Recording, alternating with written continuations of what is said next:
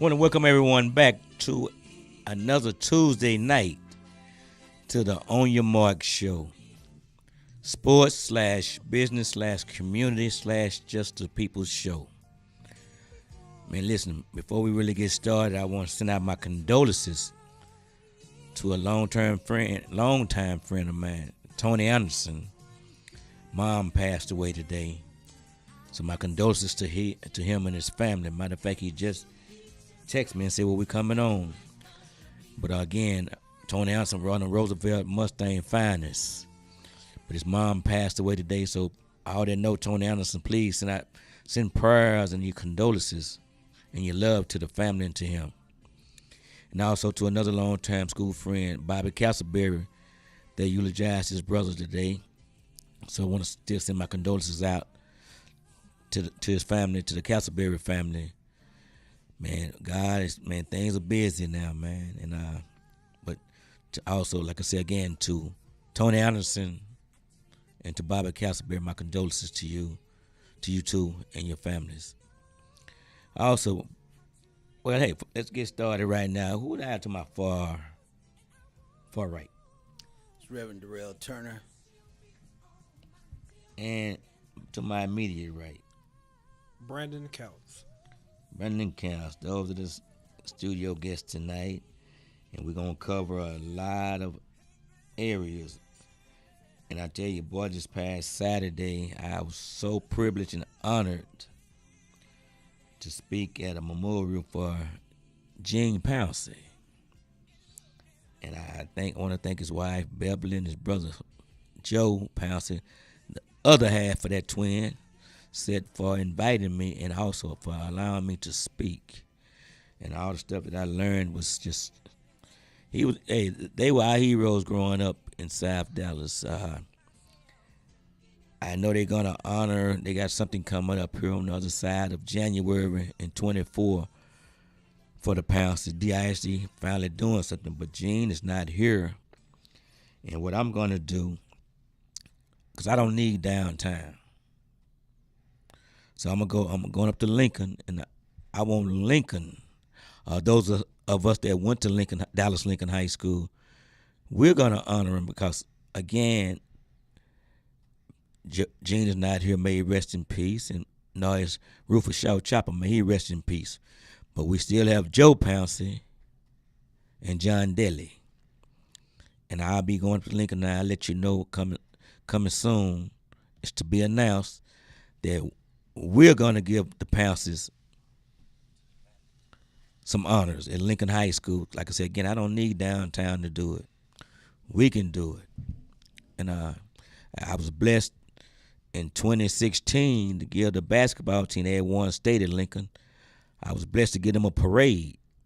And the parade route was from Fitzhugh and Farrell Park down 2nd Avenue, I still say 2nd Avenue, to Hatchet Street to Lincoln. And we fed the team and the community and gave out awards. So it was a lot of people came on board for that.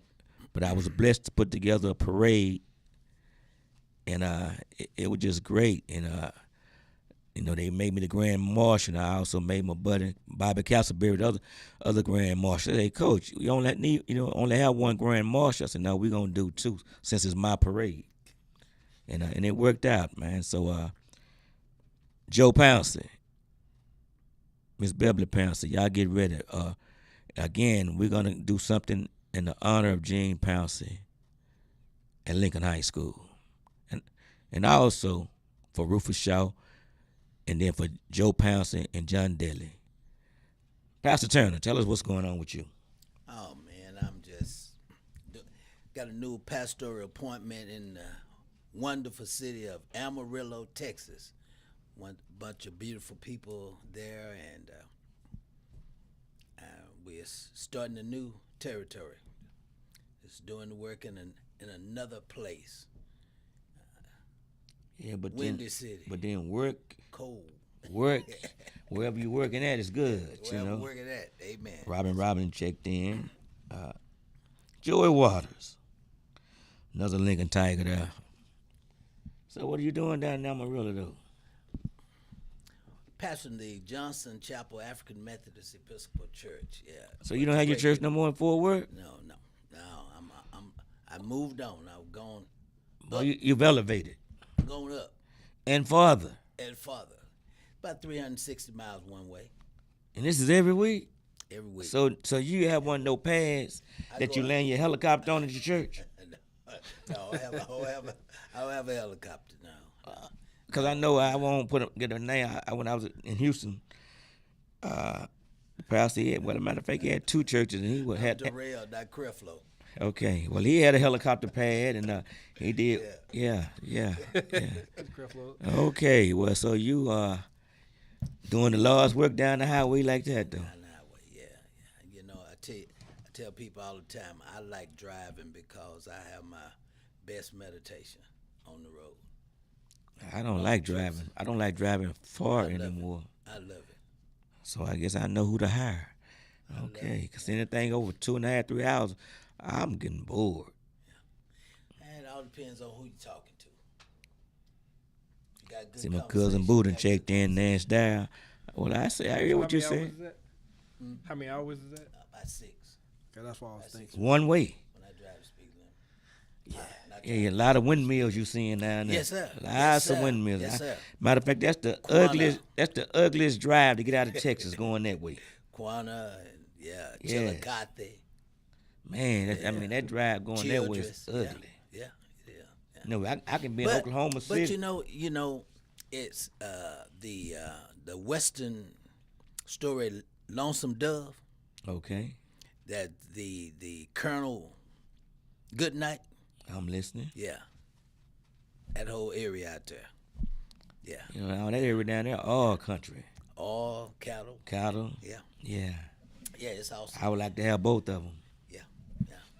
Well, who I knows? guess you're gonna have it One pretty day soon. If we you may pastor have the church down there now, you done snuck down the Amarillo. Wow. Yes, sir. So I know West Texas A&M. Yeah, how many acres you sitting on down there? You might not want to disclose it. I know. We're sitting on a piece of property there. Yeah, I know. Churches With doing- cattle The and church has done some great work. Let me just leave it like that. well, you deserving. Okay. And, I see one of my trustees is my boy Paul Mitchell done checked in. one of my trustees is checked in. So What? yeah. Okay. Sister Gloria Neal Roberts. Okay, look at yeah. she saying don't give away all the secrets right away. Exactly. Yeah. You'll see what Pastor go say. Hey, Brandon, tell us Yes, what's going sir. on with you, man. All right. Let's see. Right now, I am a financial professional. So Well, see, wait a minute, y'all. I'm not gonna let Brandon just walk all over. He's telling you what he's doing out, and we're gonna get to that. But Brandon count. We talking about Brandon. You can't catch me count. Give some of them accolades out first before you go into what you're doing. all right. Not right now, but right now. R-A-T. All right, let's see. So, keep it short and sweet. Started running fast in high school. Really excelled in college. What went to college? Baylor University. Oh. Won 15 conference titles. All right. I don't What think events? 400. Let's see, 4x1, 400, 200, 4x4. I know you're a freshman. If it wasn't because you on that ankle leg, I saw the race. I think you won. Hey, you know, I was running the 40, and I was like, I'm running the 40 and hold on. So it kind of worked out in my favor. Vicky Dawson done checked in. So I done that. That's Mr. Peace's mother. And who's it from? Robin saying Canyon, Texas. What you know about that? That's down that way.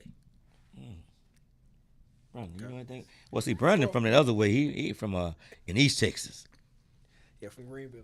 Greenville, okay. Yeah. All right. So Greenville, Texas guy. Love my hometown, like everybody loves their hometown. So Right. left the town, and my whole idea was I don't want to embarrass nobody, so I got to act right, do everything Whoa. right. So That's what we need more of a young men, young men and young that's ladies. how I left. So I was like, okay, I got people looking up to me at the same time. You know, you always have people. I know there's some people that didn't want me to be successful. That because- didn't want you to be.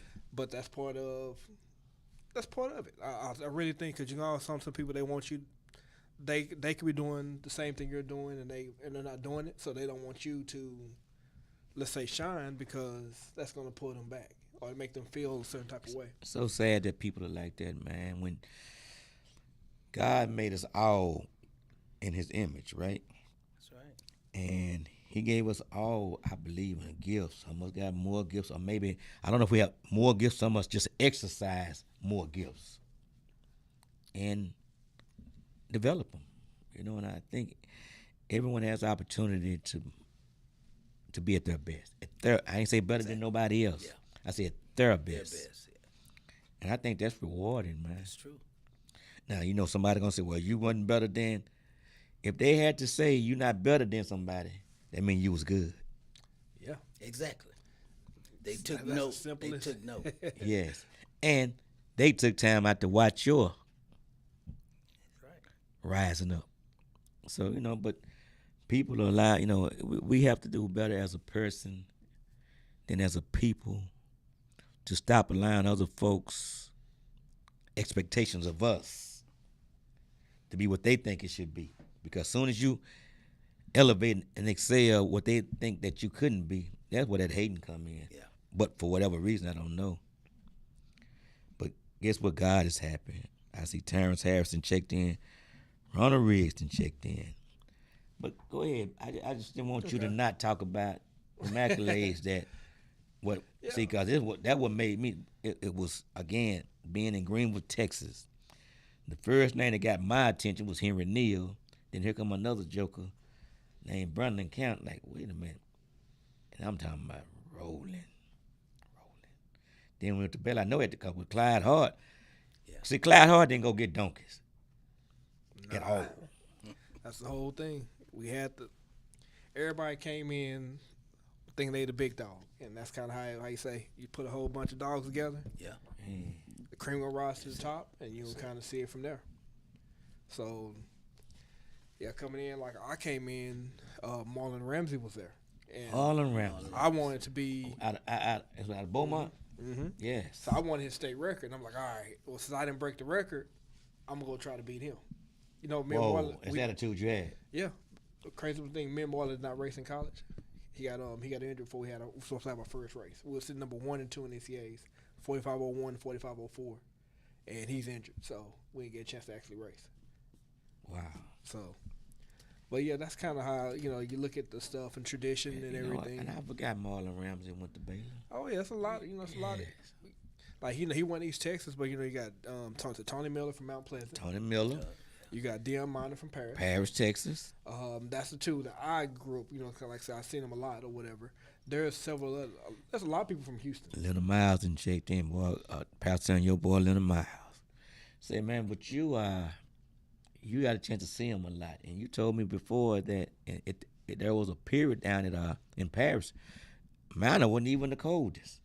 Yeah, that's what I was told. Showing I'm like, baby I was like, cake. so who's on? That was just like might have been like his freshman year. Right. But at the same time, they were rolling. That kind of thing. Yes. I think they ran 313 in the video I seen, because it's one of the videos that popped up. I'm at Paris High School. I think so.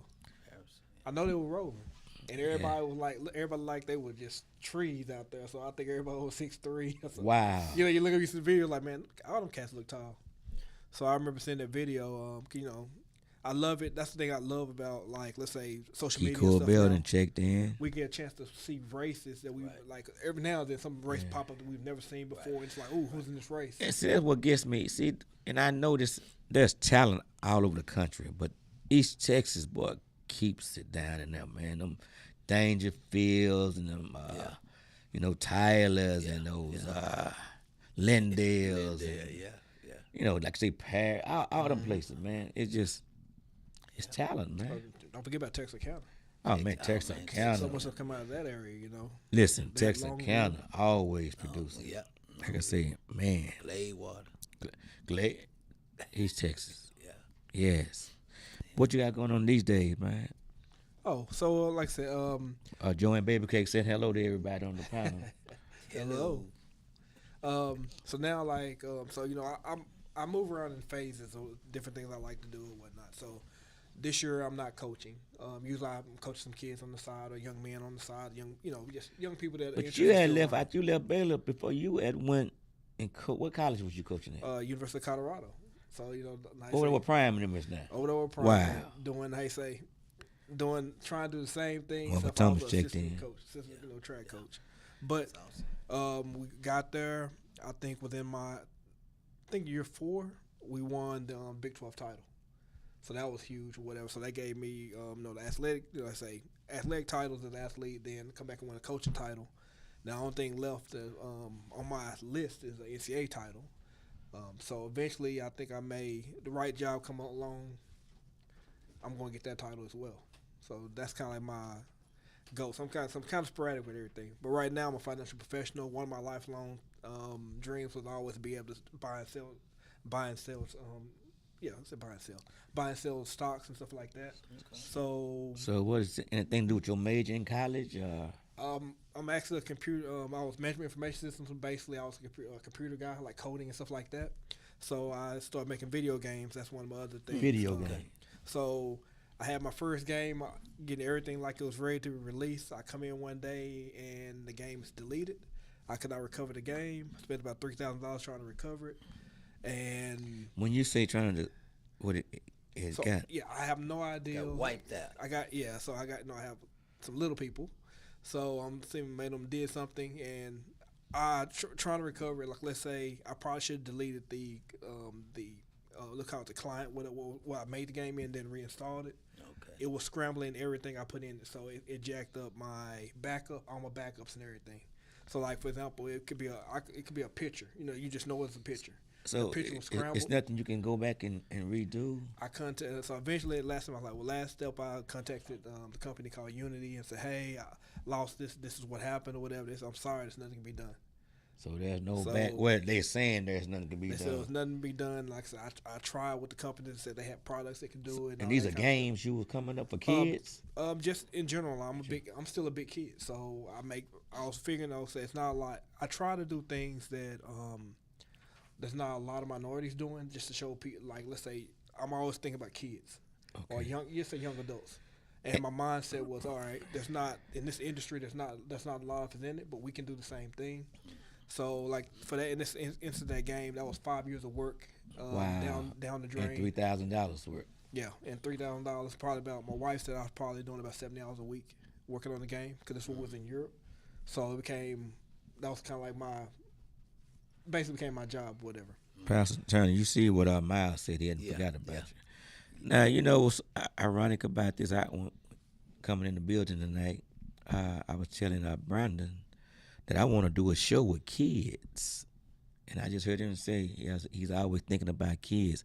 And ladies and gentlemen, Floyd Brooks had checked in. This is what I would like to do. I want to have a kids show. And whatever we get from them, that's what we're going to get. We get, yeah. Whatever we get, that's what we're going to get. Now, I don't want no kids with teenage. I don't want no teens. I want from 8 years old down to 5. From 8 to 5. And if you don't mind, call. Hey, the phone number is 469-708-8609. Once again, 469. You see it strolling. That's Pastor Floyd Brooks out of Fort Worth. What? Lake Como. Lake Como Baptist Church. In Funkytown, Fort Worth. Yes, sir. Phone number is 469-708-8609. You see it strolling. I want to have a kids show, and I don't have a title for it yet, because but whatever we get is what we get from. It's gonna be from a kid's perspective. Maybe that's the name. From a kid's perspective. I see Calvin Smith McKinnon that checked in. One of Roosevelt's finest and North Texas finest. North Texas University. So, hey, if you got some kids, and okay, ladies and gentlemen, I want you to call me on that. My number is what's my number? 214-789-0065. 214-789-0065. Now, I want some kids to come, and I don't want your kids coming. I don't want the kids that's going to be cursing. It ain't cute. I just want some kids that you feel, I know all of us think our kids are intelligent. But the same way we all think our kids are intelligent, when they not. Okay? And then we'll leave that at that. Yeah. You know when they're not. So with that saying, boy, Lily Limbrickton checked in. Fred Moss checked in. I want to have a kids show. It's in my spirit, y'all. House Moss. To have a kids show and let them just go at it. I believe we're gonna learn something from some kids. Well, so we need to talk to them, because my thing is, how do we save the kids now? The school system saying what you cannot do. And I'm going to say it again, the school system is saying what we cannot do. But nobody's talking about what we can do. We'll lock in on what you can't do, and don't put any energy in what we can do. Paul said, my daddy ran for Paris High in the 50s. He said, practice against horses. Wow, Paul. I can't believe that, got my other buddy said they used to run rabbits.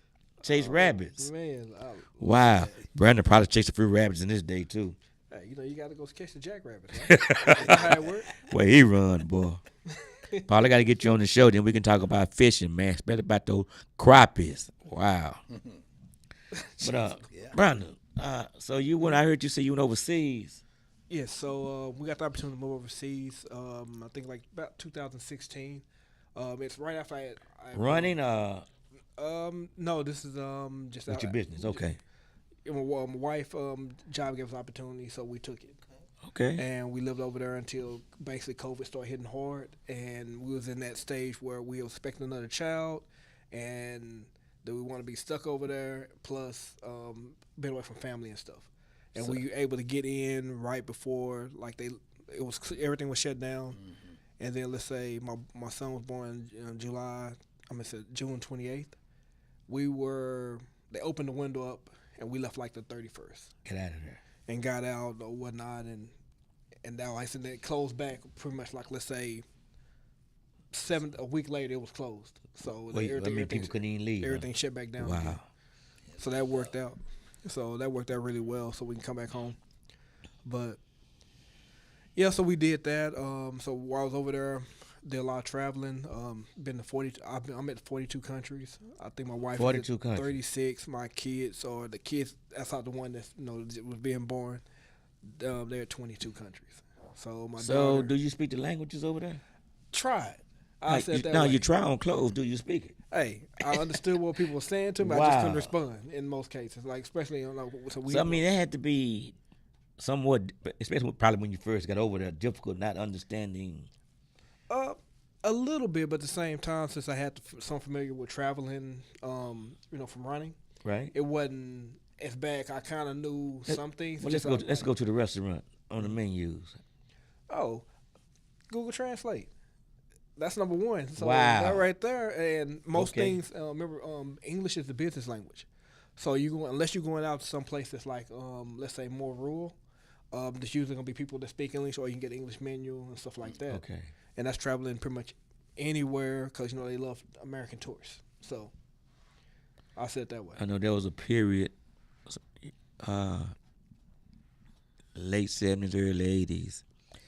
You make the national team in high school, and you go to Jamaica. You had to tell them if you wanted like your burger and your hamburger, they had beef, or you can get goat. You had to say what you wanted. I don't think I've ever had a goat burger, but I think I would like that. You from Greenwood, you probably would like it. Hey, I can't help it. I'll tell you my little episode with Chicago. Ron Wilson checked in. Chicago, I thought my number didn't work on your phone. I called you Saturday. Them kids say, why you put me on blast like that? And I call and text you. But that's my boy, Ron Wilson, Chicago. Let me tell you my introduction to the brown eggs. See, my grandmother, we were down in Mahara, Texas, okay?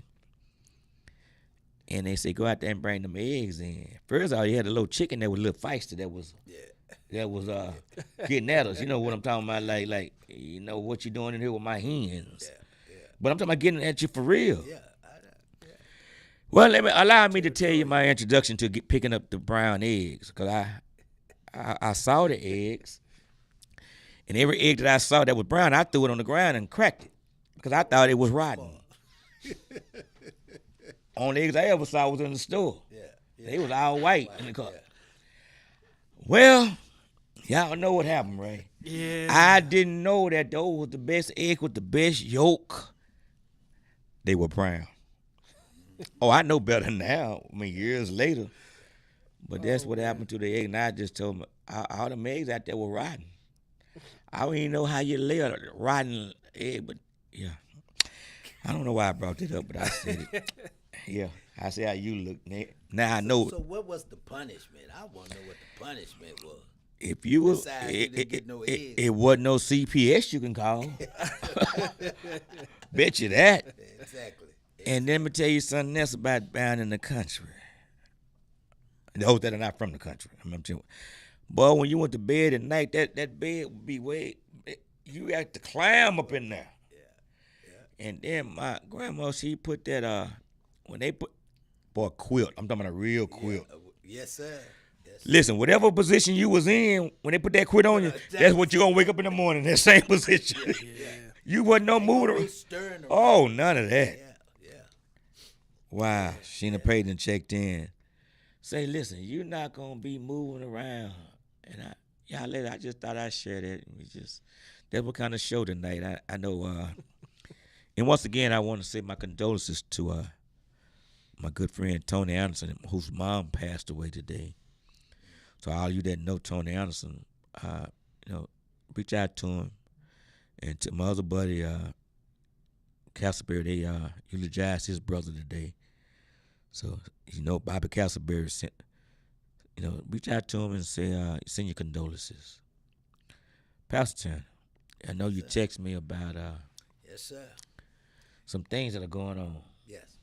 There's been an uptick in the COVID, and this flu that's going around is creating situations where a lot of people being hospitalized, a lot of people are leaving here. In a capitalistic society, there's something we learned in school, supply and demand.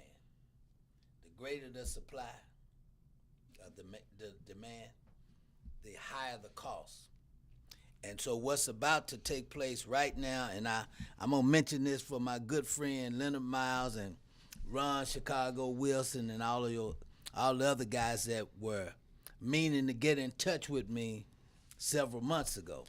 There's finna be a major increase in the cost of funeral goods and services as well as cremations.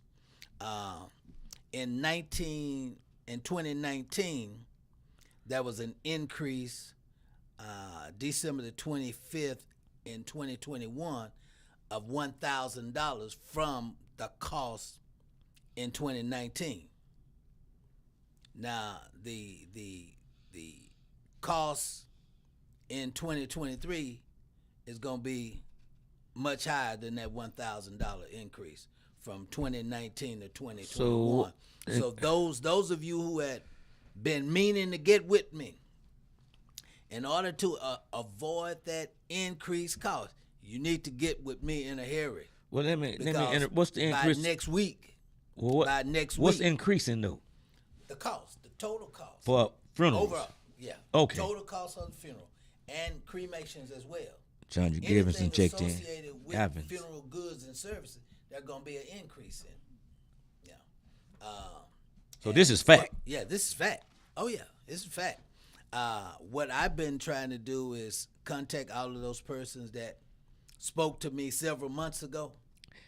I knows how you put emphasis on several months ago. Several months ago, to get, if you want the 2021 price, you need to get in touch with me as soon as possible, because as soon as they print those new price books, the only price that's going to be available to you is the new increased price. Those so prices. If you get in touch with me before we get the books in our hands, you're in good shape. You can get the old price. So the old price, Yeah, even though the new yeah. prices is coming, the old price will old be price be honored. good because okay. I quoted you before Okay. the new prices were printed. So you Brother actually Miles, you Brother talked to Leonard Miles, Miles and Brother- Ron and Wilson, Ron Chicago. Chicago. Yeah, you talked to Y'all them, right? y'all did. So they know. Are we putting them out on blast on there? Just No, a we little bit. just Just a let, little bit? Oh, we okay. just letting them know. We just letting them know that they can still get the price I quoted them several months ago. Well, what if somebody they else get in calls touch. you? Well, want-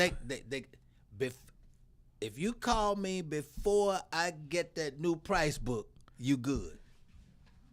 Cause That's why because I'm that here new tonight. price coming out, you can't.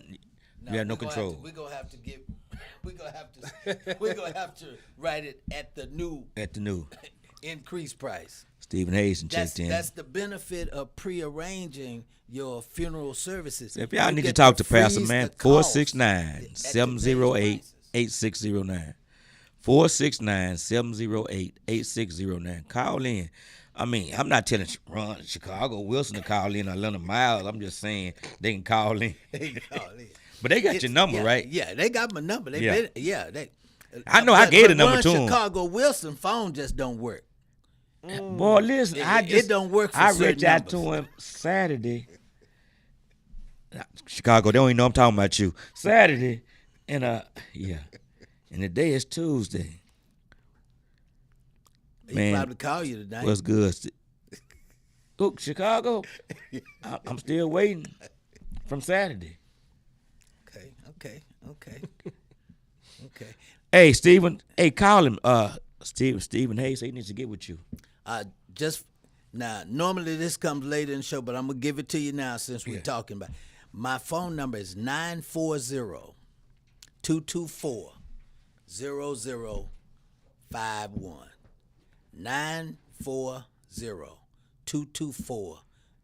940-224-0051. For months now, Coach Fly and I have been trying to hook you up Before they let you you down. It's too late when they let you down, bro. And as we've been sharing,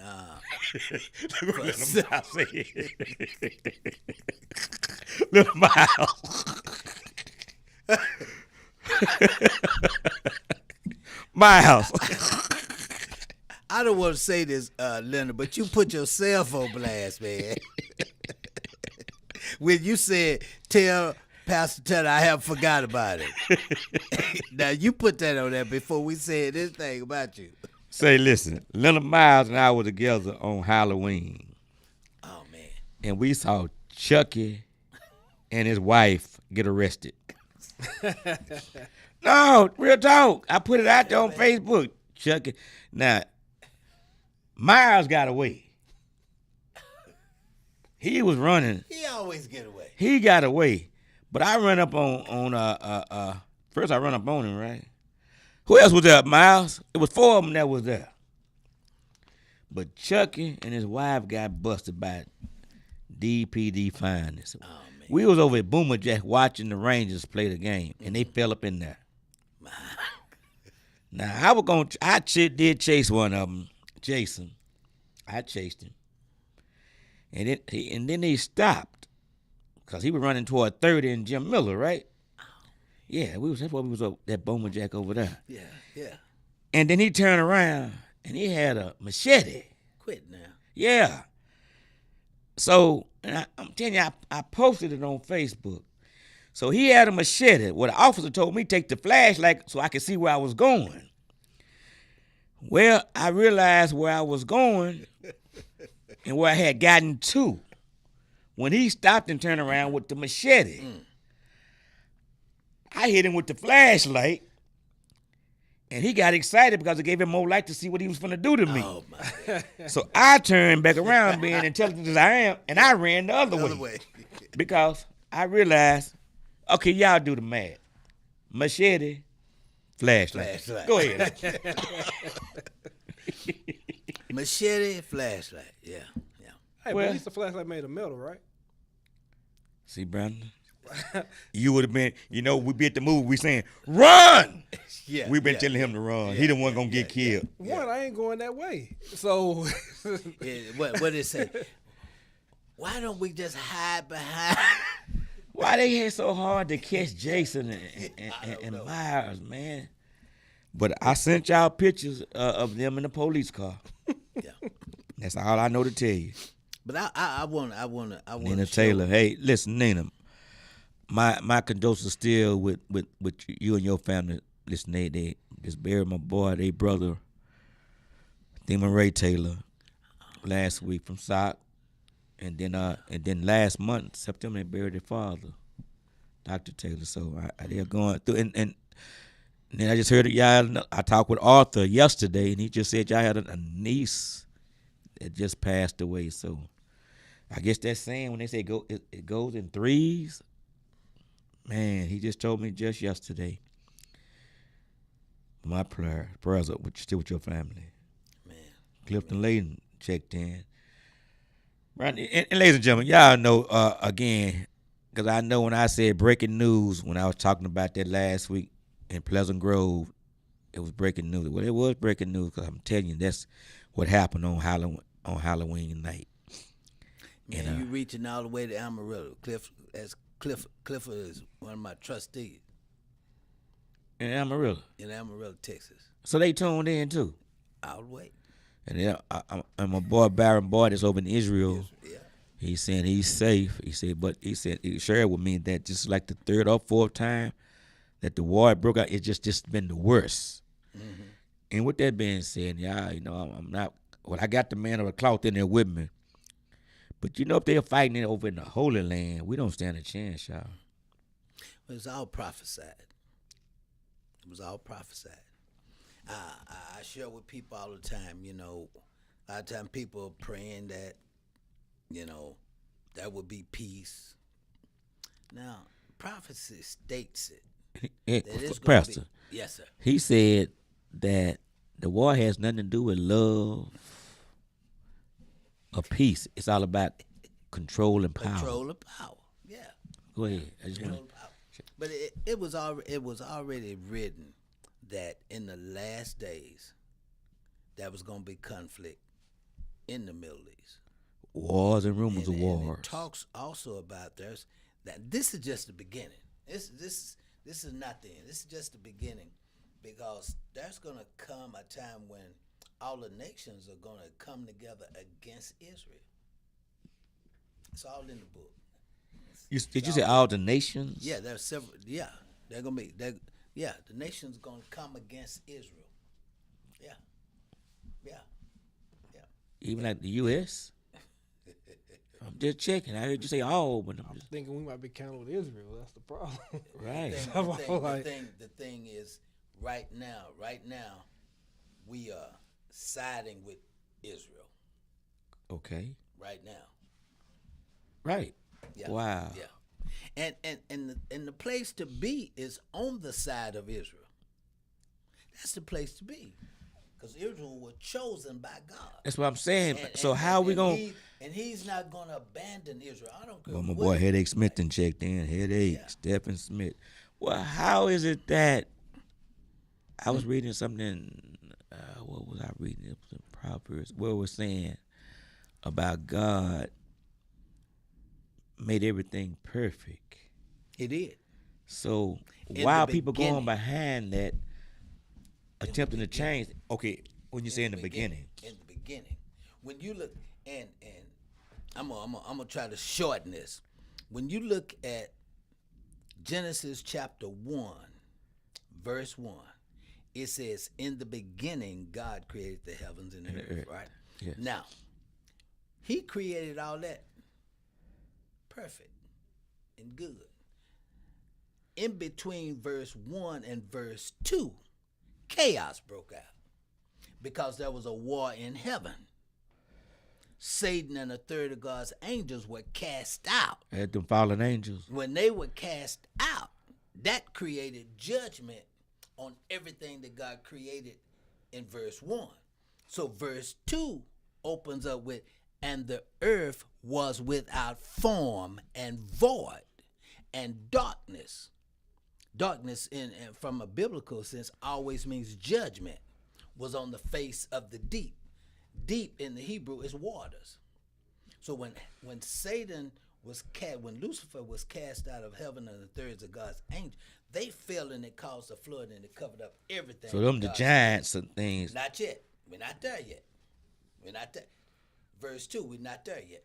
So when you get to verse 3, it then says that the Spirit of God hovered over the waters.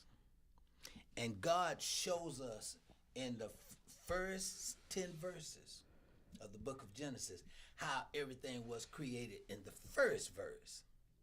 Because what you read is that God separated the waters and the dry land appeared, which tells you that the land was already there from when he created it in verse 1, but it was covered by water. So now he separates it and the dry land appears. He doesn't make it. It appeared. It was just covered up by the water. And then he begins to speak to the earth, and he says, let the earth bring forth the seed bearing, which is within itself. And that's when plants start growing back. And that's where when we started studying in school, prehistoric man, petrified wood that had been covered by water for thousands and thousands of years. That's what happened in verse 1 and 2. Verse 2. So when I read, God created man and woman. Okay. Man first. Okay. And the woman became a helpmeet. And then when all of the animals had mates and things, God said it's not good for the man to be by himself. So he needs somebody. So can I ask you a question, and it may step on some toes? You can. But if they step on your toe, put some shoes on. Just say out. So where is it that people want to change and call themselves helping God, like God made a wrong decision on man and woman? Now. But you hear where I'm going? Exactly what you said. And to say I should have been. Well, that's what. Yeah. God is not pleased with that. The word of God says, all have sinned and come short of the glory of God. Sin manifests itself. Pastor, this finna get deep. Before allow me to do my sponsors, so we can dive into it. Because I want to stay. I don't want to lose Brandon at the same time, because I know God. He walked us into this. You know what I'm saying? Yeah. But my sponsors. Because we got several preachers on here too. Well, they need to chime in. Yeah. Hey, brought to my boy Simon Jr. over at Roberts Ready to World. I was just over there with him just yesterday. I think I don't think I know Pastor Turner walked in with one of them stingy brims on his head from over there. Y'all didn't know how to dress. You know what a stingy brim is. But Roberts Ready to World, 1706 MLK Boulevard, Dallas, Texas. Pastor put that stingy brim on.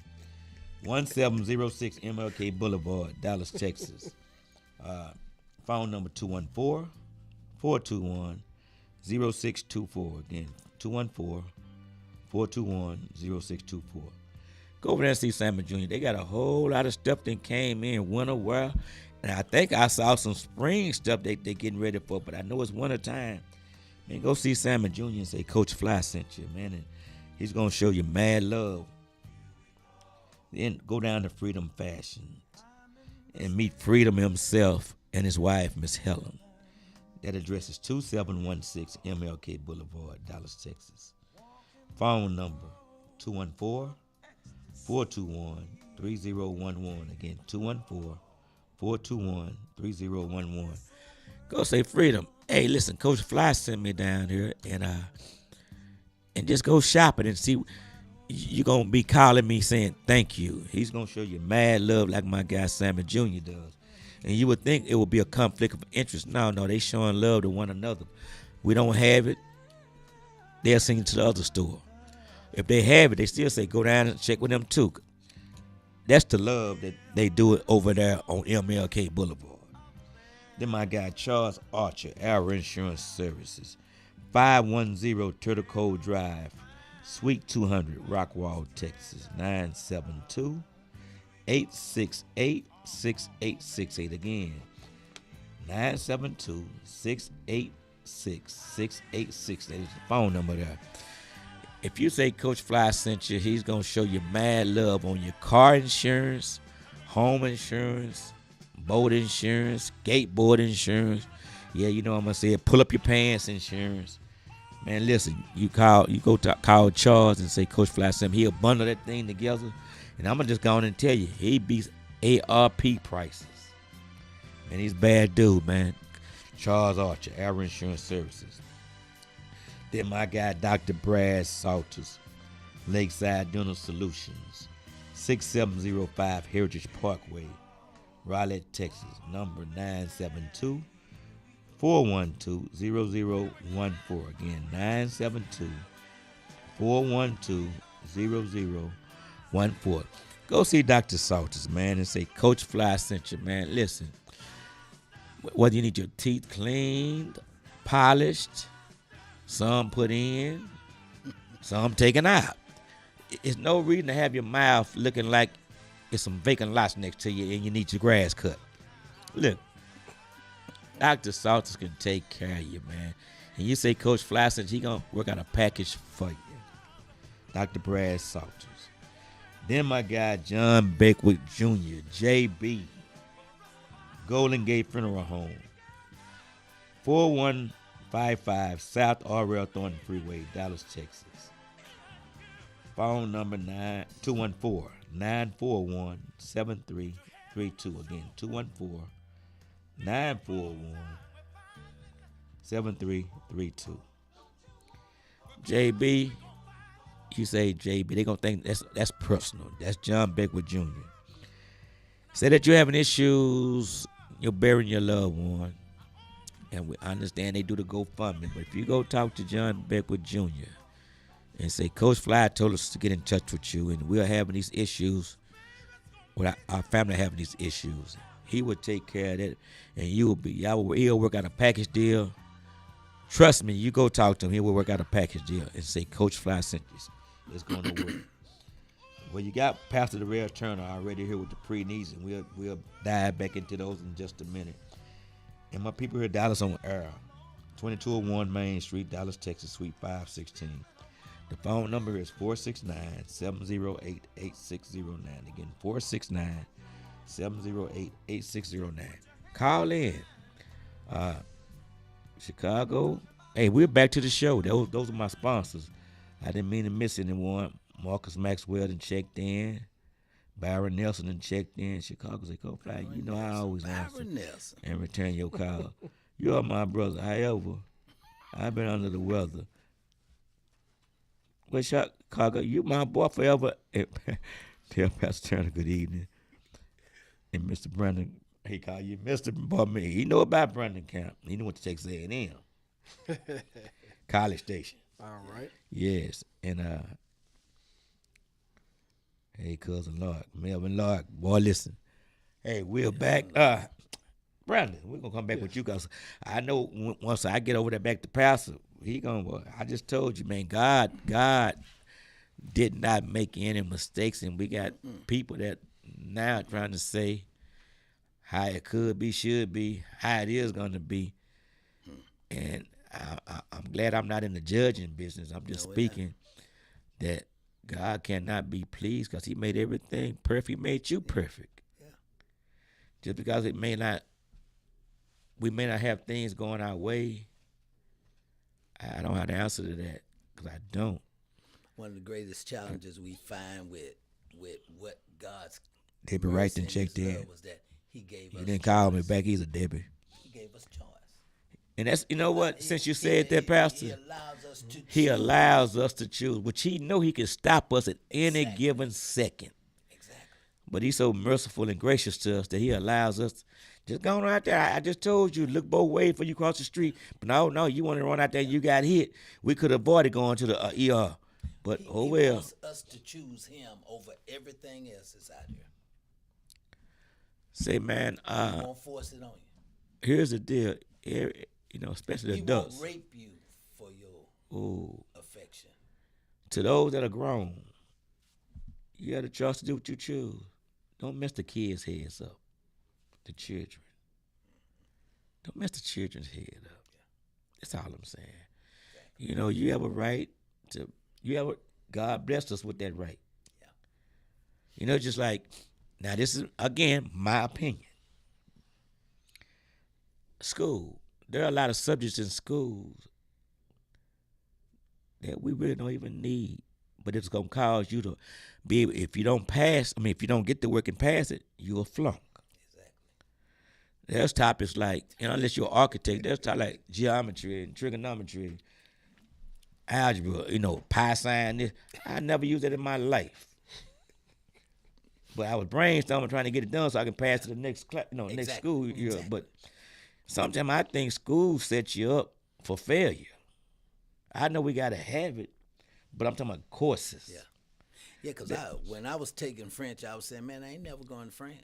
Well, But I needed to pass that course. yeah. Well, see, listen, I was the type of student. I was a good student, yes, I was. But I did some things. I passed a lot of classes that I should have went in. Just like I made straight A's in trigonometry. I did. I was absent every time I supposed to went in there. Mama said make straight A's. They used to put A for absent back in the grade book. Oh, that's funny, Brandon. I got those A's. You know what, Brandon? It's in your hands now. All right. So as far as school wise, one thing I know we missing, our kids do not get basic budgeting and stuff like that. No. Those are things I know they need, because when you see, I say, they're clueless and they don't. And let's say as we get older, somebody could be talking about something you have no idea about. Versus say, hey, I don't know what this is. We keep quiet and we still don't know about it. At least when It's they're just young. I don't want to mention that Derica Lynette Turner checked in. I don't want to mess nobody's names up. Derica. Derica. That's my daughter. Okay. See, I gave her a whole nother name. See that? Yeah. Derica. I just want to see was he paying attention. You know I'm an honest liar. Go ahead. But yeah, that's one of the things I know. Like that's kind of one thing I know we're missing. Even as They're not even writing in cursive or reading cursive no more. they go back and forth on that though. 'Cause like But I heard they need to. they're putting it back in. Hey, when but they guess take it what? out. If they do or don't, teach it to them. Yeah. They need to know how to write in cursive. They need to know how to read. I was talking to some high schoolers and they're like, Coach, I don't know what that is. Mm-hmm. Yeah. Like what? Like it's a foreign language. Exactly. Exactly. Say, man, listen, don't. That's another handicap, y'all. Yeah. Wow. And I think, cause I know it's not that way yet. I think coding should be counted as a foreign language. Coding. Coding, because they think about all the stuff that's going on. I don't know, about Chat Right. GPT and stuff like that. AI. I got you. You got to be able to. You can make it do anything if you know how to tell it how to do it. And some of the things are just simple. It can read. It can read the prompts. And these kids are so intelligent, man. Just, Yeah. I tell you what. Hand them your iPhone. Exactly. They'll tell you. No, matter of fact, all you have to do is do, and they'll do it. They're brilliant. Say, man, that backfired on some people. They didn't know what they were going. Man, this is brilliant, but this is probably the worst thing you can have because there ain't no more hiding, boy. My phone be talking to me. I don't even be on it. No, for real. Or I could be talking to somebody else, and she'll come on and say, "Oh, that's not correct." Like what? So guess what? Yeah, I've done well, government. But anyway, go ahead. Yeah, so that's one of the things. Like I said, I look at those kind of things, the things that we're missing in our communities and stuff. So my goal is to try to find ways to get it reintroduced into it. I said it that way, because the things that I say, if we can teach our kids the way I look at things, like what I do now. Like I said, I'm financial stuff. If I can start teaching people when they're young, they might not apply it right then, but when they get older, they're at least Correct. thinking about it. They might even remember Well, it. they've been like, oh, introduced to it. and that makes a big difference. I remember 8th grade, so my 8th grade, that's back, the newspaper and stuff like that. And I remember there's one project we started doing in the stock market. And I'm looking like they gave us like $1,000. And you're looking like, all right, and I'm buying these little cheap stocks, not knowing that those are the ones that are the shakiest ones. Yeah. So by the end of the time, that month or whatever, I done lost almost all my money. Wow. If I would have bought like let's But say this was A and this T, was a subject in school. no, just the teacher wanted us to kind That's, of no, I teach us like what- that though. And I remember that more than anything. So for a long time, I didn't really pay attention to it. Then you get older, it's like, Wow. man, I got money. Let me see if I can put this money somewhere. And then, Right. boom, it's like, oh, where did I know this? Ask my parents, you know, because they never learned it. It wasn't never, you know, that's it was never a priority. So then it's like, okay, now it's like, all right, well, let me teach. So I started teaching my family and stuff like that about the stuff that I like that, man. I what didn't- you're I doing, didn't know, man. you know? it's called exposure. Yeah, exposure to a lot of stuff, and that's the main thing. And even when you go take it back on that, like, so for me, the reason why I'm kind of the way I am is you know, we're talking about exposure. So when I first started, let's say, performing well as an athlete, my godfather asked me if I want to come to Houston and run summer track. Do you remember all them stories about the summer track, Right. me going down there? So I was in Greenville, wanted to run summer track at all. When I won state, and it's like, okay, let's go run summer track. So I go to Houston. Now I'm down there, like the Dallas school, the Dallas track club's like, hey, he shouldn't be down there. It's summertime, you know that part of it, right? And I shifted the whole dynamic because I come down there and all of a sudden, this big group of people running fast. Cause like, you know, it's kind of like I always saw myself as a catalyst. So as a catalyst, what do you happen? You get people get around you, you bring the best out of them. They perform better, you know, that kind of thing. Right. So now all of a sudden we like everybody's rolling, but we're rolling, and it's like, okay, where they kind of come from? It's because of that part right there. Exposure. Same thing with my high school or whatnot. Like the year before we went to varsity, I don't think they had been losing. Like I think it was like 1-8, 2-8, or something like that. Then when they brought us up, it's the whole, like I said, the catalyst thing again. Because I've been conditioned or programmed to win. Oh, I didn't forget. I never finished. Oh, so when I went to Houston, I finished that point. And I go back to that. My godfather kind of exposed me to some things I had never seen before. He's actually from Houston. Okay. You probably may remember the name. It's some Thomas brothers out of Greenville. Earl Thomas, Jimmy Thomas. Before you. Yes. Before you. All Yeah, right. before you. So that's my god family. Okay. And so I'm down there and I'm getting exposed to things I'm not used to seeing, going places and all that, like traveling summer track. I'd never run summer track before. So now I got all this exposure.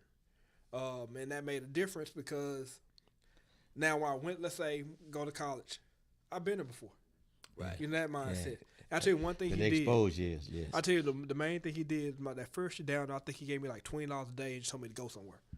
And I'm like, that was mind blowing for me in my head at that time. So, you know, I'm like, okay, so I'm getting it. First, I'm going to my friend's house. I'm like, man, this is what's got every day. Go somewhere. It's So, like I'm like, $20 a day. so it's driving me, you know, like I'm trying to process. All right, so then I'm like, all right, I start going to buy CDs, right? You know, Blockbuster Music was big, Right. so I go buy a CD a day. I'm like, all right, cool. So then go somewhere. I'm like, oh man, I don't want, you know, right? So eventually I just start saving the money, and then he told me, Because in like, Greenville, you I'm was glad you figured that I out. say Greenville, we was hanging out, Dogtown, and Yeah, go to Dorktown. And, You know, like, you know, I knew about whatever. Dorktown, Yeah, so yeah. everybody know about Dorktown. Know the Washington Heights. Washington Heights. Yeah, Yeah. so I live in East Hill, so yeah, that kind of thing. So, but yeah, so I did all that, and then so I figured that part out, and so I started saving the money. So then let's go to college. Now everybody going to the parties. What am I doing? I got time for that. I don't. Yeah. Cause I went to the first 2 or 3 parties. Now it's like my focus is all right. Let me go on and study. I'll figure the rest out later. You know that part. So those are kind of experiences, but like I know that part there affects me like that.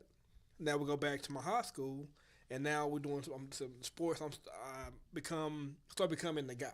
Okay. Right. So I tell you, like as a freshman in high school, I ran quarter mile always. Freshman high school, I ran 52.81 in the open quarter. Relay, because it became put on me to, you know, run my leg. I'm running first leg. I split 49.8 at the regional meet. But I'm a 52. Open quarter, yes. 52 open, but it's the whole thing. Something about that baton in your hand, boy. It's the whole thing. I'm not going to let my team down. Right. Because I have been used to being, like I say, he's a starting running back. You know how it goes. You go score your touchdowns in football and all that kind of stuff. And, you know, like, I was on B team in 8th grade. And I think it was mainly because the coaches don't know who you are. I wasn't a big flashy kid. I was just this quiet kid that just played sports, you know, that kind of thing. And I wasn't even big. I was I think I was decent size for like that age. I think I might have been like 120, but there's a lot of guys bigger than me. Correct. You know, that kind of thing. So then get to high school, same kind of thing. It keep going on, but now it's like, okay, I keep making plays. Even when I'm not supposed to make plays, I'm making plays. So that kind of keep building into it. Then became the whole thing of, okay, well, if coach says Brandon going to go win, then Brandon would go win because when the coach said it, then I did it. So that it became that dynamic. And you knew he was believing in you, too. So, yeah, that right there. Yes. So, like, they didn't do as much in football in the beginning, but, you know how that part goes. But in track, they start saying it more. So, it's like, if, like, we're behind. If you keep Brandon within 15 yards, he ain't going to go get him. Man, you So- ain't finna catch nobody from no 15 yards. Man. Oh, maybe down there. Hey, you know how it goes, 15 you know? yards. No, just I can't tell you my senior year, like, that's why I ran, like, I'm running 45s open and all that kind of stuff. Senior year of high school. Jason Todd. Go out there and, let's say, come back and say, I think I ran, let's say, we ran 308, won, so my junior year went to AAU Junior Olympics. Won the quarter at 45, 84. Was running. splitting 45s on the Running. relay. I was running second leg on my relay. I was running for Track Houston. Yeah, we whoop y'all many times. Go ahead. Texas you Heat. ain't with me. Texas Heat. Yeah. I'm just saying. I ain't take no L's. That's the problem. Yeah, it must have been a meet you didn't come to. Go ahead. So won the quarter 45-8. I split like 45-1 on the relay second leg. Sprint medley, not sprint 4x8, put them in 4x8. And I'm just out there running, that kind of thing. So they put me out there. I think I ran second leg or something in that relay. Because we ended up winning that one as well. And it was one of the ones like, you behind. And the guy I ran down was actually like a legitimate, I think he ran like 152 or something like that in open. So you're saying you was all around because you can run that 800 as well. Oh yeah, you put me on the track. I'm a dog. I'm gonna go. How you say that part? I just remember being behind the guy Steven Salters checked in. and running. Like I said, we take off running, and like I'm making up ground. But I'm like, man, Say, but you got to make up. That mean you behind. yeah. I mean, but go ahead. I'm just thinking out loud. You got to make So- up. Yeah, mean you behind. So Making up, unless you put it on your face, make This up. isn't a 4x8. Y'all know we laugh on the show too. This is about the 4x8. It's not no quarter. Catch a lot I of said it that way. cinder. I'll make sure They you put run it. no cinder track, right? Yeah, a lot of gravel in his face. I don't know what that feel like. I never know what that feel like. Let me say this before we get started. Cause y'all, we finna have fun. I see Jason Todd and checked in. Listen, y'all, South Oak Cliff head coach, back-to-back state champion, Dallas Lincoln alumni. It's playoff time, ladies and gentlemen. The playoff start this. Yeah, man, and it's a lot of people started a new sport yesterday Yeah. on Monday. Yeah. Friday, last Thursday and Friday caused a lot of folks to go into their Second sport. second sport. Second sport. Yeah, it just did. I think Sock got a bye because district champs. I know Kimball Nice, they kick it off Friday. I mean, everybody that's in the playoffs kick it off, but I know Kimball has Ennis. Okay. It's at James Jones Stadium, better known as Sprague Stadium.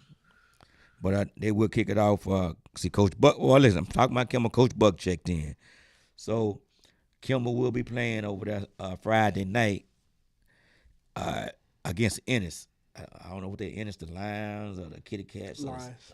They Lions. Yeah. Meow. But anyway, they're going to have to see them Knights. And I hope the trip don't be a bad ride back for them going home. Because they going to have to get ready for basketball. Yeah. And I guess the rest will be getting ready to go to off season. I don't know what they got to do, but we're going to end that on, here I say, we're going to end it on Friday Yeah, that night. on Friday night. Yes, sir. I'm stepping out on faith on that one because I know them Knights ready to go. And then them Birds will kick it back off next week, because the winners get a bye. It's gonna be a lot. It's a lot of folks. See, the playoffs. Who they got? Everman? I'm not sure. Jason Todd, who I kick it off with? This got to be one of the most exciting, sad times you could be in is the playoffs. Yeah, Cause you win-loss record means nothing. that's right. Loser goes home. Loser goes home. You can come. Loser goes home.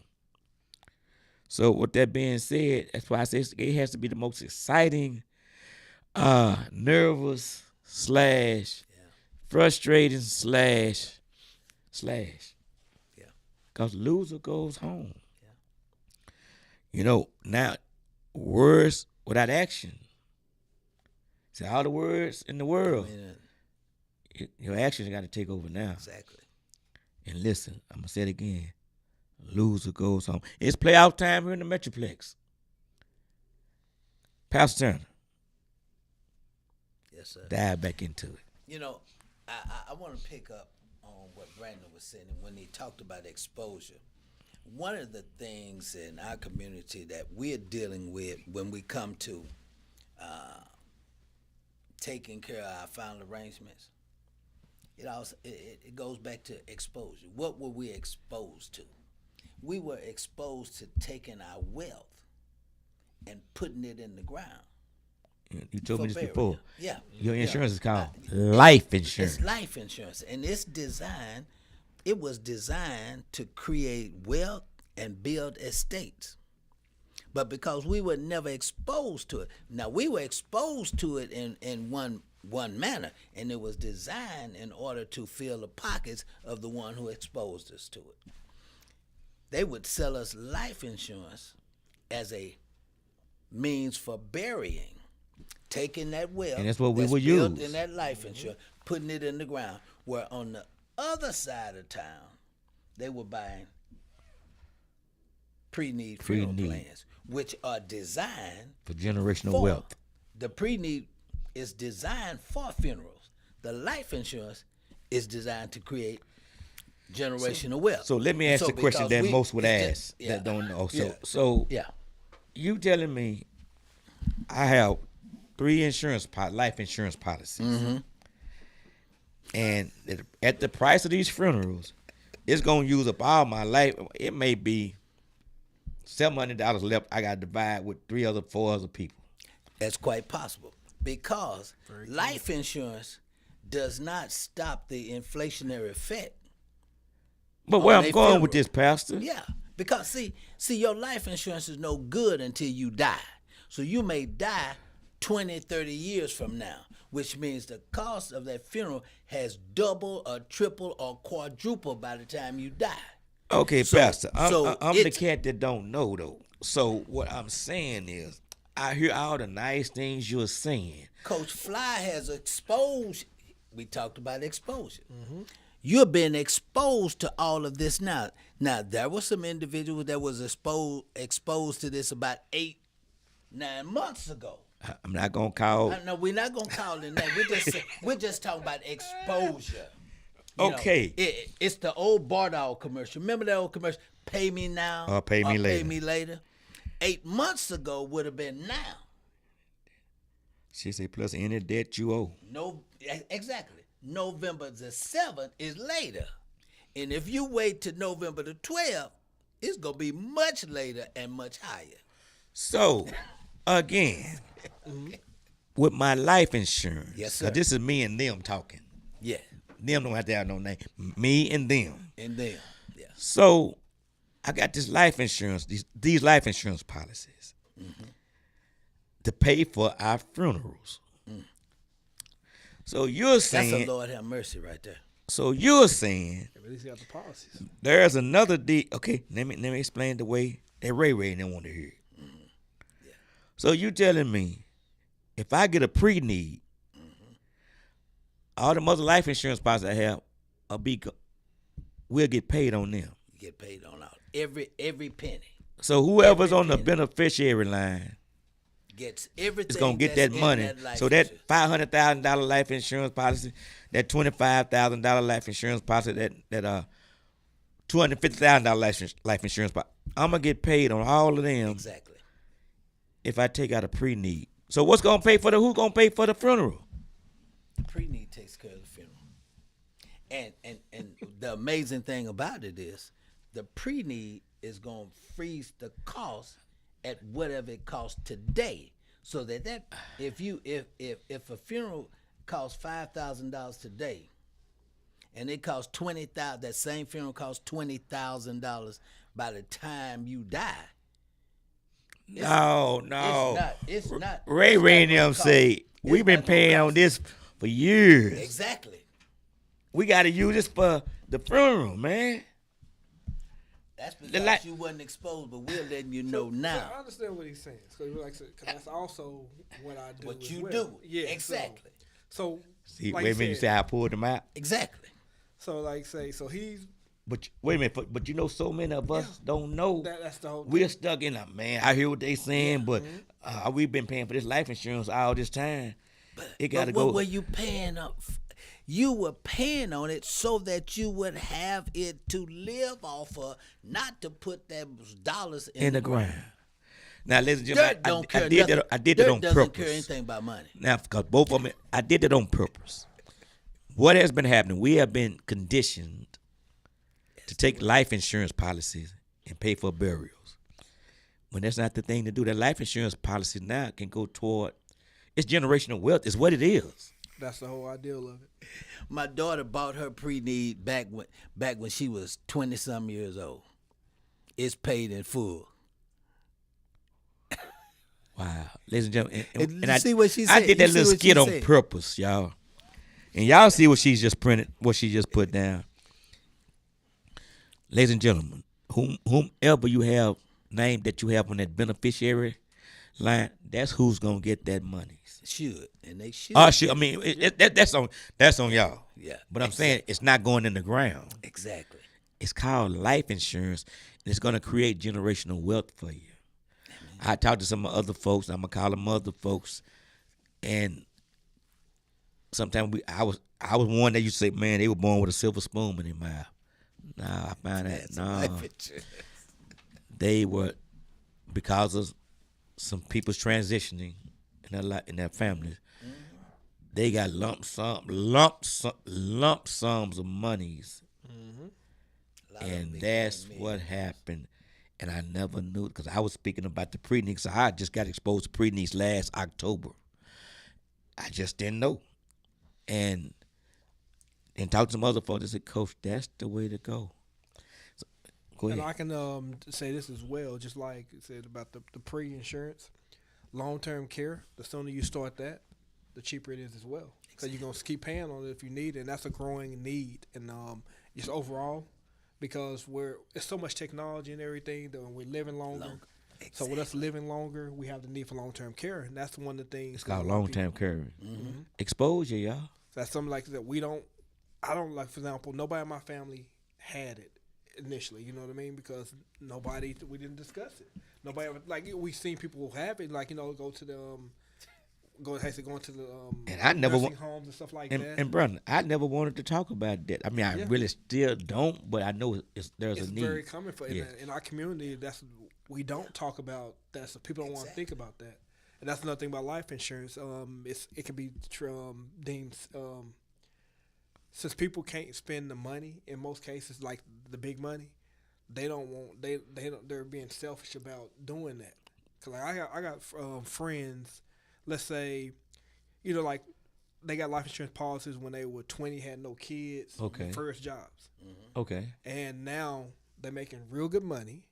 They still using the same policy. Hey man, you need to upgrade because you got more expenses now. Exactly. And their mind said, hey, that's good for a year. They got my salary for a year. But what about after that year? So they stay in the house for another year. That's not including the funeral costs. Exactly. It's not included. Yeah, that's not including. So that means. Well, how much does a pre-need cost? I'm not sure on that. It depends on the type of funeral. Now, I'll say this. No, what I'm saying, okay, you're paying life insurance. Yeah, in 2021, you could have got a funeral service for $4,985. Hold up, Pastor. Hold up. Do you stop paying for your life insurance? Start paying on the pre? What happens? No, you continue. You continue because see. I'm asking the questions that they want to know. You continue paying on your life insurance because it is designed to create generational wealth. You don't throw your wealth away. You don't stop. No, it's wealth that you already have in your house. It's already there. So you continue to pay. Okay, I'm talking to Ray. Yeah. I'm asking the question. Yeah. Okay, so you continue to pay for your life insurance. So okay, now I'm picking up another policy. With is the pre-need a policy? It's a It is a funeral, goods and services. That's what it is. However, it has a insurance benefit to it because a prearranged funeral plan has an automatic accidental death benefit. Once you have that policy in your hand, if you get killed in a car wreck a week later, your funeral is paid for. With having And all you having a paid- pre-need. and all you paid is 1 month on it. Well, am I correct about this? Wait a minute. So 1 month we not saying Because go out there you got an and accident. You had it's an accident. but is the kids covered under immediate this thing? Yes. Any child under the age of 18 and unmarried is automatically covered under that pre-need. So if any one of those children should die during the person, So they name it. Does they name have to be on there? No, it's automatic benefit built into the pre-need funeral plan. Now I'm gonna say this. Ella Wilson done checked in. Marion Barnett done checked in. I got it. Listen, and I'm just gonna call it what it is. See, sometimes people be scared. Boy, these youngsters out here just Exactly. you oughta want your kids up under some kind of package Protection. Yeah. because Yeah. there's no code out here anymore, y'all. It's just crazy. Somebody says like the Wild Wild West. No, it's worse because at least the Wild Wild West, they say at noon we gonna meet here and draw. Yeah. It just happening, y'all. So you telling me kids up under 18 and not married will be covered under this Under pre-needs? under. Boy, my boy Catfish done whoever- checked in. whoever- Eric if Walker. I have a pre-need funeral plan, and I got a child or a grandchild under the age of 18, Even grandchild. under the age of 18 and unmarried, This is are a no-brainer. covered- They are covered under that plan until they reach age 19, and hopefully I have been wise enough to explain to them that when they get to that point, they need to have some protection on themselves. And ladies and gentlemen, we're speaking about pre-needs. Yeah, yeah. And if you need to call in just to speak to Pastor Turner, 469-708-8609. Y'all see the number strolling. Now I'll tell you something from my side. So what I like to do or talk to people about is with especially like because usually you get older. You know, the older you are, the more your insurance costs, right? Okay. When children are young, this is something I think we need to start doing more as a community. Well, do you have to take a physical or something to get into pre-needs? No. Because I heard it when you said older, I started thinking they want you to take. Well, I don't deal with that right there, so I don't know nothing about the pre-need stuff. Yeah. I'm Okay. taking from No, the insurance yeah. insurance side or whatever. Right. I tell people to get with children, you can start getting a whole life policy. That's called cash value. Yeah. And if you start it early, it gains value. It builds value. It builds value regardless when you start it. But it's cheaper when they're younger. Exactly. You can start. I think the earliest it can be is 15 days. Is when a policy can be started on a child, 15 days. and that could be like, let's say, if it was, let's say, I don't even know because I don't know off the top of my head. Let's say like I use like my let's say my daughter right now. Okay. She's 17 or finna be 17. Children do not do medical. Right. Right. The medical Right. starts. They start Okay. getting rating kids. They'll start rating people at 18. Policy, let's say it'd be $100 a month for a $100,000 policy, Mm-hmm. and that can grow her whole lifetime. So like, let's say Exactly. paying like they got some stuff that you can pay. It's called like custom whole life, and you can pick a period of time you want to pay it, right? So you pay for let's say 20 years, and then you don't pay on it no more. If she don't need that money, like it's money because it's growing in cash value, keep growing, that could become her retirement money. Exactly. Simple as that, and it's just been Simple as that. paid for. It's stuff like that like I said, Yeah, I know for lack of knowledge is why we don't understand stuff. Yeah. See, Debbie Rice says, I've never heard of that. Now, whole life is what I have and know about. Because that's all. Yeah. That's all most of us knew about. And I'm going to share this with you. And Debbie, you sure need to get all them grandkids on this policy. The oldest pre-need funeral plan I ever saw was in a vault in Midland, Texas, oil country. It was written in 1912. The funeral cost $100. They were paying 10 cents a month in 1912 to pay off that prearranged funeral plan. That's how long they've been around. Since 1912. 1912. We just were never told that. See, the insurance company always knew that they could always come back and sell us more life insurance as the cost of funerals increase. Ella say that's all we were offered. Exactly. Debbie say all hers are over 18 now. Well, Pastor, didn't you at one time wasn't you just selling life insurance? Yeah. And Yeah. when you learned, when I came, when you got exposed, exactly. That's the first exposure. That's like Exactly. I sold life insurance for 30 years. I still sell life insurance, but I sell a different product now. Because my target market is much older. And see, when you're older, you don't need a whole lot of whole life insurance. You need a lot of insurance, but you pay less for it. So that's why you go with term. Now, if you got see, for instance myself, my funeral is taken care of. I got a whole bunch of life insurance. Whole lot. My daughter tell you. You already shared some stuff with me that you saying how you gonna travel Exactly. from city to city. Exactly. Yeah. Every stadium I played in. Are you gonna tell them? Every stadium I played in, they gonna take my cremains and sprinkle some on every football. So you gonna be Stone, Sprague, Forrester Field, Pleasant Grove if it's still around. So you're not gonna do a funeral? Paul Quinn. Yeah, it's gonna be a funeral service and then I'll be cremated afterward because I'm not spending any money on dirt in a cemetery because my family we don't visit cemeteries because.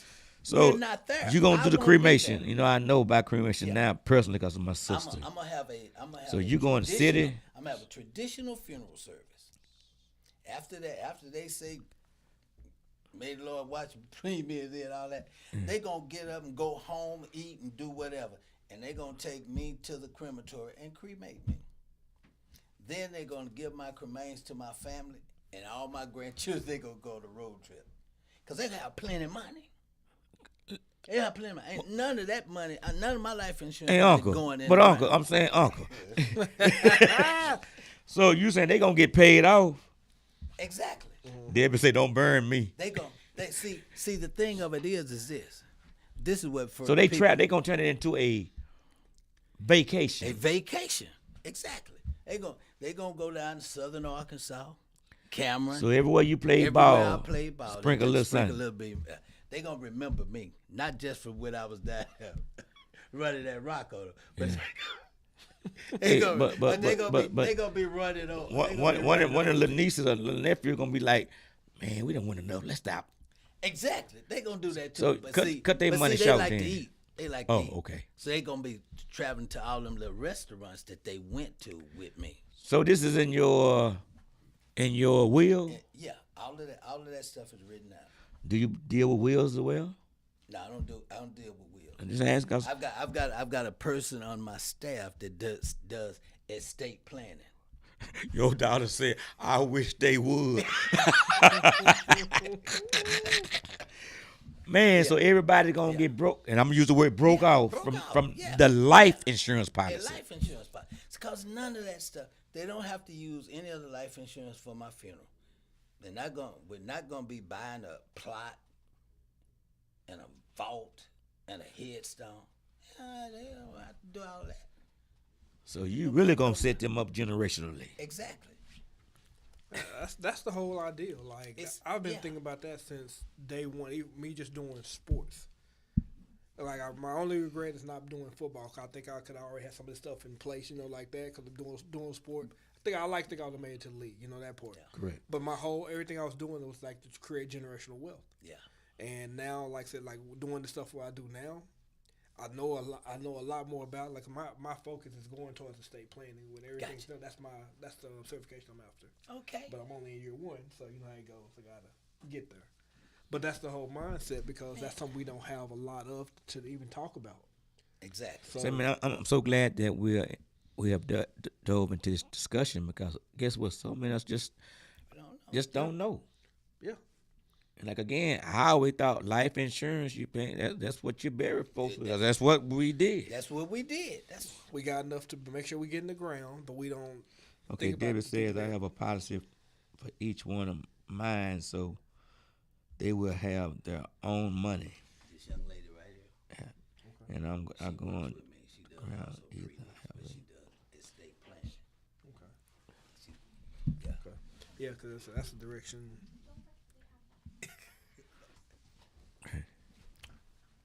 man. That's awesome, y'all. But people need to hear more of it. So how do they learn? Because again, I just told you I found out last October. Nobody ever. First of all, I didn't even want to talk about that. I just didn't. And none But of nobody ever discussed anything about a pre-need. I ain't ever. Honestly, I tell people whatever, reach out and talk to people. Like you can determine who you want to work with, but at least they gonna all tell you Yeah. what's going on. Yeah. And that's the thing that we have to do a better job of doing, just reaching out. But Like I'm if saying- you don't know, reach Well, out. Pastor Turner exposed me Yeah. about pre-needs, and like I said Yeah. again, since then I've spoken with several folks, other folks that are, and I now understand how so many of them, even though another one was gone, but so many of them, like whoa, Yeah. and they were taking out major insurance policies, Right. Right. major, Right. and they paid off, like whoa. So it wasn't a silver spoon, you know what I'm saying? No. Cause we, we would see them with all of that stuff, but we just thought, just like you said, that they were all born rich, Yes. but they had Yes. rich in life insurance. And when I tell you, it separated them from where they were to where Exactly. they are. Exactly. Man. Some of those life insurance policies were the foundation that got their businesses started. Right. You know? No, I get it. Yeah. I get it. And we get it. just had to come to the place. We're just not here, Coach. Do this show right here. We're just not to the place where we will sit down and talk about it, and talk about it with the mindset that this is not morbid. We're not. See, I share with people a prearrangement is a gift from the living to the living, because at the time of need, Gift your from the family living won't be to the setting up. living. Grieving, when you're grieving, that's the worst time to try to make a financial decision. But you're not in the right state of mind. You're not in the right state of mind. And then the thing of it is, if it's already done, the most time you're gonna spend in a funeral home is about maybe 30 minutes. And half that time you're gonna be laughing and joking. Man, my daddy set up and did this stuff way back there, blah blah blah. Because that's what happened with us. When my dad died, he had a prearrangement that he took out in '93. We sitting in the funeral home, sitting up there laughing, because my brother said, "Man, Daddy didn't think we were gonna be able to do nothing."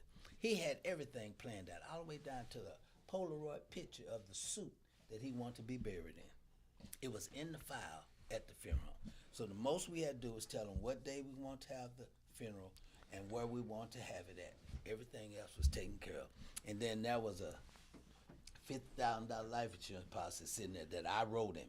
That you wrote it. That I wrote him when I was selling life insurance. Now that's the one I wrote him. But then he had 7 other policies as well. And all of that money went to the family, because his funeral was taken care of. And from that day on, July the 15th, 2001, that's when I started selling pre-need funeral plan. I tell people all the time, Oh, now you know. my daddy was telling me how to run my life even after he was gone. Because when I saw that, and I was a pastor. And I sat in funeral homes with members of my church, watching them sign over there To the funeral home. funeral homes. and being charged 5% Of their own money? of their own money because they were using the life insurance. I didn't So know you're that. charging me for losing? Yeah. Well, I'm saying Now, me. I'm preaching and teaching, but this I don't know. But now I can educate them on not just the word of God, but some ways of life. They would say, now that sounds like me. So, man, just being exposed to this is, man, this is so deep because it's really what it's saying is generational wealth. Wow. Much of which has been tossed aside. Ladies and gentlemen, that just been some good news. We kind of told, boy, this show here, we cover a little bit of everything. Hey, listen, Friday night, I know there's a lot of games around the Metroplex, but let's come out and fill Sprague Stadium and support this Kimber Knights, man. Make it look like, man, make Ennis folks some of them have to stand up. I'm saying come in and pack the home side and work the curve. Work the curve. Yes, Work the have it curve. filled up. I know we used to have track meets, boy, it was bigger than football games. Boy, that curve be filled up at Sprague's. Come out and support these Kimber Knights, Coach Bam and crew. We got to do it, ladies and gentlemen. Let's work on getting to the AT&T Stadium. Let's get it. Again, Tony Anderson, my condolences to Tony and his family. He lost his mother today. She transitioned to heaven. Bobby Castleberry, they did the eulogy for his brother today. Pray for the families, y'all. Again, matter of fact, Brandon and I were both at Gene's memorial on this past Saturday. And to my Lincoln Tiger family, man, listen.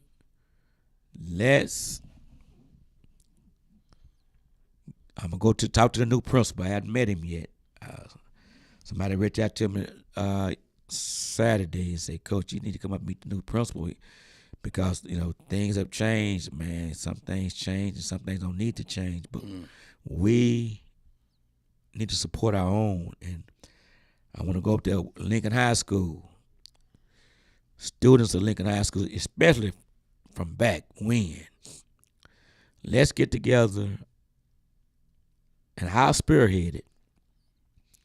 And let's have something for Joe Pouncey in the name of Gene Pouncey, Rufus Shaw, John Daly, Benny Medlock, those guys at Lincoln High School. We don't need downtown. Downtown, you should do it, but we do not need that because the majority of the people downtown, it's not even from here anyway, and they have no recollection of the history.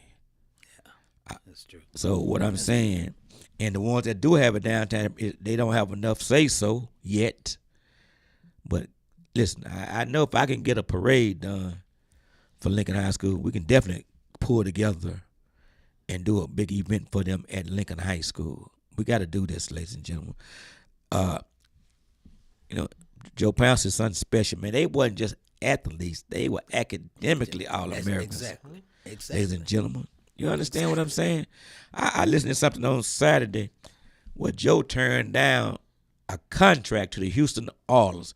Yeah, that was Houston Oilers. They wasn't the Texans. They wasn't the Tennessee Titans. They were the Houston Oilers. Y'all may not know. Gene and Joe Pouncey went to SMU on a scholarship for football, not track and field. Exactly. And you saw on there what Joe ran, and Gene, they were in the 72 Olympic trials. They say 4 ran 10-1, and they gave Joe the 4th place 10-1. Isn't that something? But I'm just saying, we got to do something for them, man. And, I'm opening it up to y'all, but I don't need y'all. I'm going to make it happen. But I just think it'll be real honorable if we pull together, because I heard so much on Saturday, man, that I just didn't know something I did know. And the man was a man of God. Exactly. Oh, he's a man of God. And Joe said he was crazy about it. Listen, I was so in awe because I remember when Chopper, that's Rufus Shaw, came up to Lincoln. I mean, because we just, man, we were so, they were our heroes, man. Yes, sir. They were icons. icons. And to have sit down with each of them individually now Exactly, man. was amazing, y'all. Yeah, if y'all go back and you're gonna see Gene when he was on the show, man. It's just we have to do this, man. We can do this, y'all. Hey, last words, because we're getting close to that hour. But again, let's get out and support. I'm saying get out and support them Kimber Knights, man. Come on out. Let's go on out and support them Kimber Knights on the Kimber Knights night. Yeah, And then because soccer them be next them week. Golden Bears will be next week, and y'all just come on But down to Kincaid Stadium. Wait a minute, you're gonna have to split it though, Yeah, because Kimber will be playing next week too. Well, so let's y'all come go on. ahead. Go ahead. Y'all, we'll give y'all a bye. Y'all can go to Kimber's game next week too. We'll hold sock down, and then Hey, wait, Pastor. but what I'm saying Pastor, is, we looking forward to seeing Sock. okay. So you gotta understand something. I understand. Listen. I The know only who reason I'm you saying are. Kimball because I did coach over there. I got you. But I'm a Tiger, Knight, Bear, Mustang. Yeah, I got you. So that's But all I'm. But well, you can't split yourself up. Well, like wait a that. minute. The Tigers and the Mustang done split it up already. So Who are the Mustangs? I have no idea. Roosevelt Mustang. Roosevelt Oh High yeah. School, bro. Yeah. All right, never mind. All right. So Okay, all right. you understand? It's already. Okay, so what you saying? You gonna go to the Kimber Knights game this week, and then you gonna come to the sock game next week. That could be a yes, or if they close enough. Listen, what I'm saying. I could do half and half. If Kimball back at Sprague's, and I know soccer be at Kincaid, so I do a half. I do. Or you could just download the game on your phone, and whichever stadium you at, you can set up. You can watch both of them. Okay, then with that being said, I'll be at Kimball this Friday. God's the same. I'll be at Sock next week. See, Keith Allison done checked in. Boy, listen, Baron Boy done checked in all the way from Israel. All right, Barron. Baron Boy, hey Baron. Man, I'm praying for you, Barron. Yeah, it's like what 5 in the morning over there, 4:30 in the morning. Baron, if I don't know if you got time. Well, wow, this is crazy. He's up this late. Yeah, 4:30. So, ladies and gentlemen, I'm in a pleasant situation. It's a pleasant problem. I just want to see everybody at AT&T Stadium, but we got to take care of business to get there. Amen. I'm gonna say it again. This is when your win-loss record means nothing. Exactly. It's who's the best Win or go team home. on this night. Exactly. Man, y'all listen. This is wow. Yeah, Pastor Tiger, Knight, Bear, Mustang. I own that title. I'm so thankful and grateful. I'm humbled. You ain't no cowboy. I just thought. Yeah, I'm a Dallas Cowboy I fan. just thought I talked. Since you said that, let me ask you something. Since you pushed it, well, Yeah. you're a Dallas Cowboy, but not no Carter Cowboy. I just thought I. See, you trying to start stuff. I just thought I. Dallas Cowboy. Listen, we got that bad boy Brandon Cook, number 3. He got targeted one time. What are we saying, y'all? With all this speed, I understand. We got some folks that You know what it is. Brandon Played the game. Brandon Cook was like a decoy for what? All this talent we have. We're not using it. Spread that ball around. Let me say something. Quarterbacks.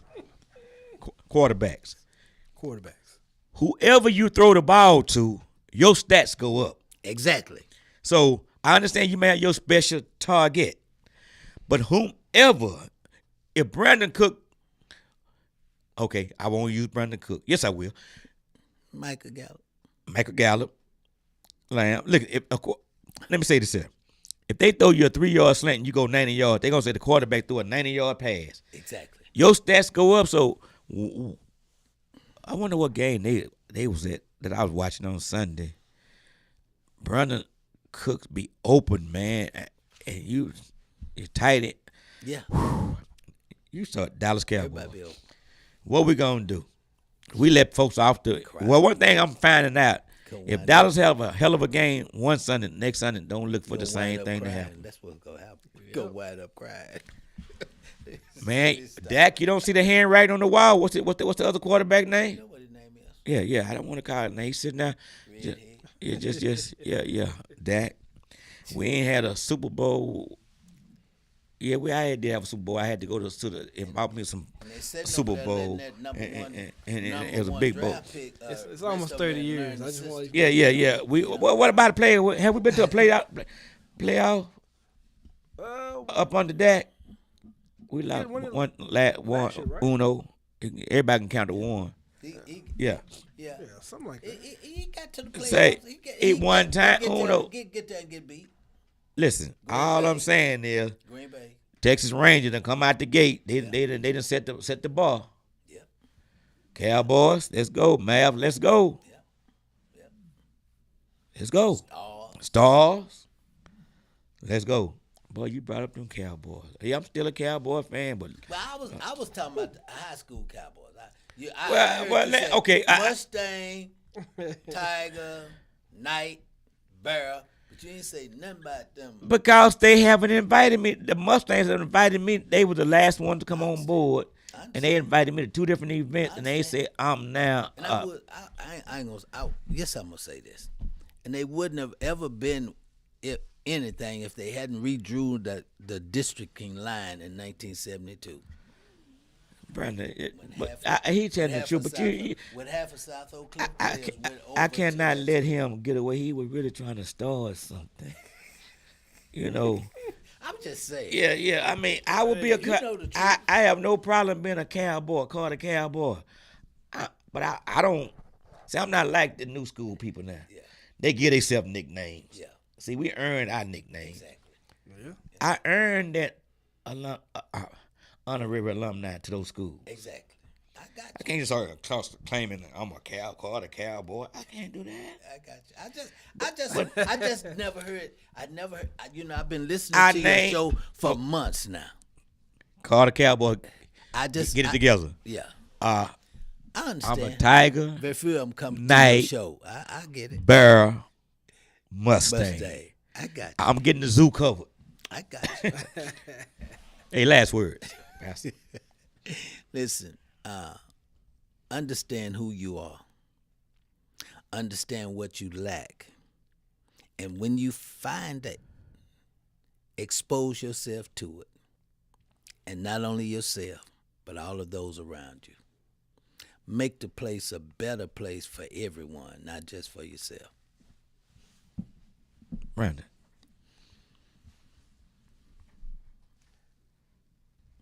I'm gonna keep mine short and sweet. Be courageous, take the first step, and chase your dreams. And the best way to start anything is to start.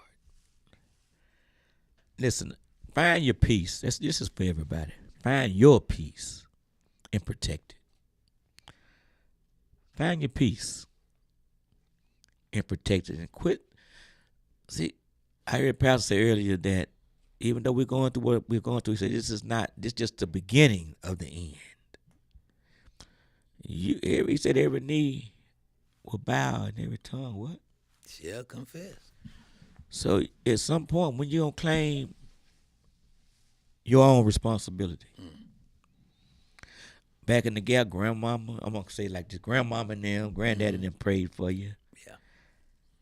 But you still have to pray for yourself too. And all I'm saying is, ladies and gentlemen, you look around, everything is not, we're not in a good place. There's no ethics, there's no respect, there's no code for respect. Even, and not justifying wrong, back in the gap, there was a code of respect. Exactly. You know, better no hurt no elderly kids. Exactly. None of that. Women, none of that. If you were shooting dice on the sidewalk and whatever duck and you kicked them dice to the side. Yeah. If you was cursing, you quit cursing. Yeah. If a funeral came by, you pull your hat off. Yeah. If you were smoking a cigarette, If you was better hold in your pants. Say, look, your hand. On your hand, exactly. Yes. Respect. And no, you holding your hand, and they see the smoke going up, and after a while the sound kind of like, oh, come. Yeah. But I'm just saying. And they just walk on by laughing at Yes. you. Man, it's just like, I was sharing with a guy, Nathan Christopher, yesterday up at Roberts Ready to Wear, old mugger. we were talking about, man, growing up, the respect factor, man. That's just no longer there, man. If we was all out in the street, and it could be 9, 10, 11, 12 of us, and whoever mama it was, if she had 2 apples, that apple gonna get cut up Yeah, all them ways so everybody can get one, a slice, or nobody got any. exactly. It was that kind of stuff, you know. A village. A village. Man, the street lights started popping, you know, start headed home. Not because they had a commercial used to come on and say, it's 10 p.m. Do you know where your children are? Yeah, If you wasn't in front of that television when that came on, you went, You was see, if you trouble. got your whole name called, yeah. you already know you're in trouble. Everybody, Exactly. man, you might well go to the house, man. Yeah. Fly ain't coming back. Yeah, yeah, exactly. If your whole name got called, See you tomorrow. no, That was- it's a wrap. And you knew to go home too. Yeah, And that's when your parents would, if somebody want to spend the night, well, who are your people? mm-hmm. They need to know, Yeah, say, that's what happened to that, man. Hey, listen, God's saying the same. the mothers Again. got younger. Mothers got younger. They got younger. Wow. Grandmama, Okay. grandmama ain't 60. Grandmama, 38. 30. Yeah. But still, what about integrity and respect? Those words haven't. They didn't have none of that. Find your peace and protect it. Hey, thank y'all, man. God's in the same. We be back next Tuesday. And again, Tony Anderson, y'all pray for me. Lost his mom today. Bobby Castleberry, they eulogized his brother today. You all be blessed. Take care.